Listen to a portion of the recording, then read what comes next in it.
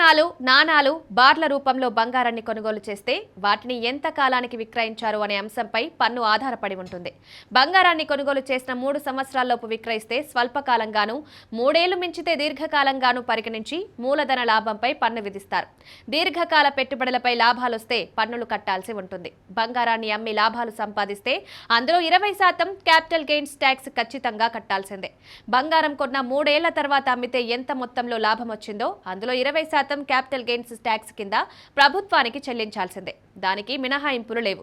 అలాగే gold bands లో పెట్టుబడులు పెట్టినప్పుడు కూడా ఆ బ్యాండ్స్ లో వచ్చే లాభంతో ప్రభుత్వానికి కొన్ని స్కీమ్లను బట్టి 10 నుంచి 20% వరకు పన్ను చెల్లించాల్సి ఉంటుంది.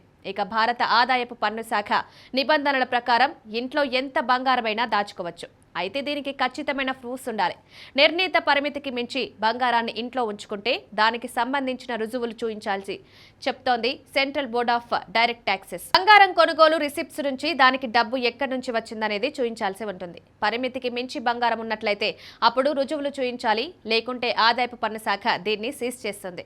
ఇక ఆదాయపు పన్ను చట్టం ప్రకారం ఎలాంటి ప్రూఫ్స్ లేకుండా మహిళలు, పురుషులు ఎంత బంగారం కలిగి ఉండొచ్చో కూడా నిబంధనలున్నాయి. పెళ్లైన మహిళలు తమ దగ్గర 500 గ్రాములు లేదా 50 తులాల వరకు గోల్డ్ ఉంచుకోవచ్చు. పెళ్లి కాని యువతులైతే పరిమితి 250 గ్రాములుగా ఉంది. ఇక పురుషులు తమ దగ్గర ప్రూఫ్స్ లేకుండా 100 గ్రాముల వరకు బంగారం మాత్రమే ఉంచుకోవచ్చు. అంటే బంగారం ఇంట్లో ఉంచుకోవడానికి ట్యాక్స్ లేదు. కానీ అదే బంగారం విక్రయిస్తే మాత్రం దానిపై పన్ను చెల్లించాల్సి ఉంటుంది. తల్లిదండ్రులు పిల్లల నుంచి బహుమతిగా బంగారం స్వీకరిస్తే ఆ బంగారంపై పన్ను వర్తించదు. కానీ బహుమతిగా పొందిన బంగారం విలువ 50,000 రూపాయల కంటే ఎక్కువగా ఉంటే వారికి వర్తించే వ్యక్తిగత పన్ను స్లాబ్ ప్రకారం పన్ను చెల్లించాల్సి ఉంటుంది.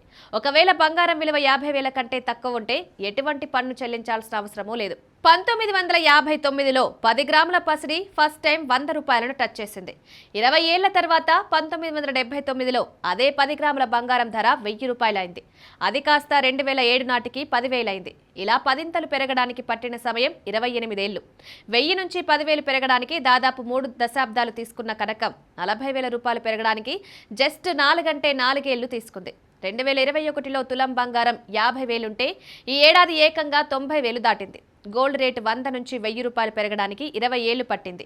1000 నుంచి 10,000 రూపాయలకు పెరగడానికి ఏకంగా 28 ఏళ్లు తీసుకుంది. అదే తులం బంగారం 10,000 నుంచి 50,000 రూపాయలు టచ్ చేయడానికి జస్ట్ 14 ఏళ్లు మాత్రమే పట్టింది. జాగ్రత్తగా గమనిస్తే 10,000 ఎప్పుడైతే దాటిందో అప్పటి నుంచి బంగారం పరుగులు మొదలయ్యాయి. ఈ 14 ఏళ్ల పీరియడ్లోనే ప్రపంచంలో అత్యంత విలువైన మెటల్గా ఉన్న ప్లాటినంను కూడా క్రాస్ చేసింది.